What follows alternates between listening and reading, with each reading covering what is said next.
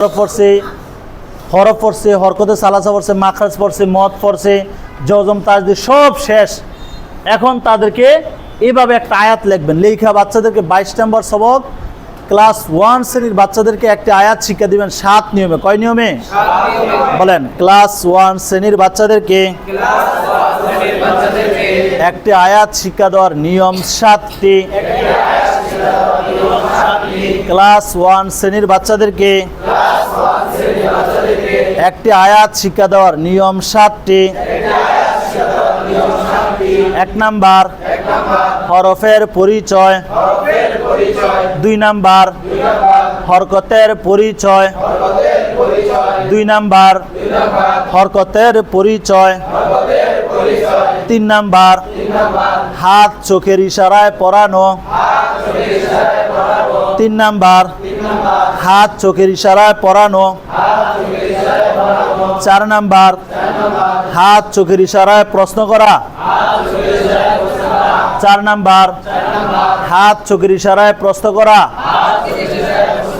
5 number ভেঙ্গে ভেঙ্গে পড়া, 6 নাম্বার শব্দে শব্দে পড়া, 7 নাম্বার একসাথে পড়া এবং অক্ষ করা।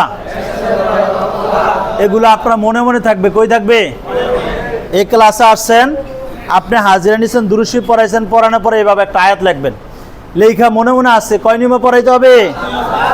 বাচ্চাদেরকে বলবেন, সবাই আমার সাথে সাথে বলো, বলো এটার নাম মিম, এটার নাম লাম, এটার নাম কাফ, এটার নাম ইয়া। এভাবে হরফ পরিচয় দিবেন। পারবেন? এরপর বাচ্চাদেরকে বলাইবেন, তোমরা বলো, বলো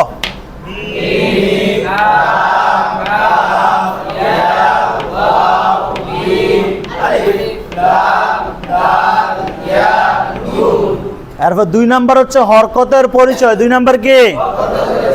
বড় দেখাও, বলো এটার নাম খারা জবর, এটার নাম জের, এটার নাম জের। এভাবে এরপর আমি হাত রাখবো, তোমরা বলো, বলো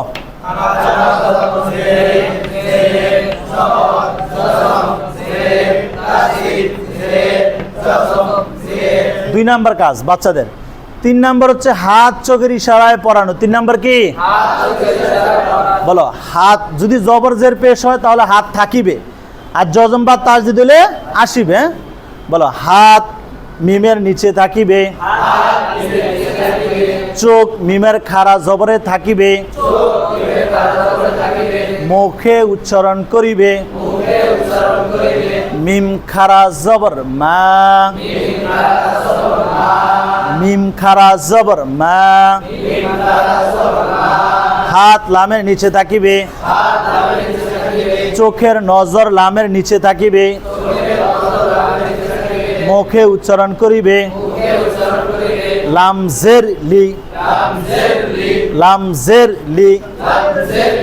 হাত কাফের নিচে থাকিবে, চোখ কাফের জেরে থাকিবে, মুখে উচ্চারণ করিবে কাফ জের কি, কাফ জের কি।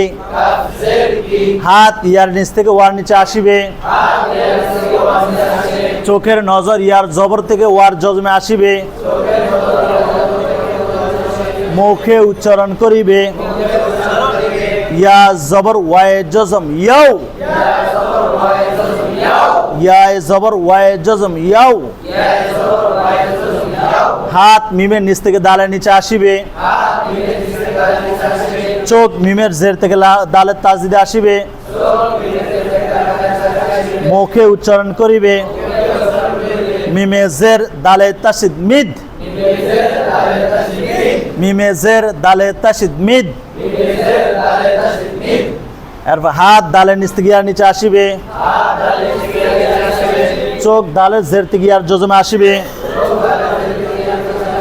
মুখে উচ্চারণ করিবে হাতে রাখো। মুখে উচ্চারণ করিবে, মুখে উচ্চারণ করিবে। দালে জের ইয়ায়ে জজম দি, দালে জের ইয়ে জজম দি।